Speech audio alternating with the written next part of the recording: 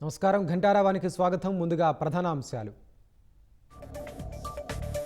జిల్లాల్లో ప్రారంభమైన smart rice కార్డుల పంపిణీ వచ్చే నెల 15 వరకు 4 విడతల్లో అందజేత.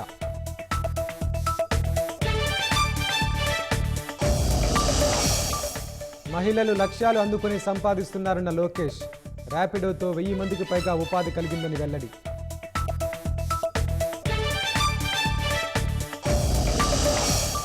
విష ప్రచారాన్నే వైసీపీ పనిగా పెట్టుకుందన్న మంత్రి గొట్టిపాటి.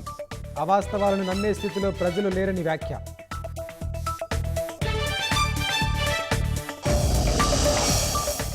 ఢిల్లీ సీఎంపై దాడి ఘటనలో వెలుగులోకి కీలక విషయాలు. కత్తితో పొడవాలనే నిందితుడు కుట్ర పన్నినట్లు విచారణలో వెల్లడి.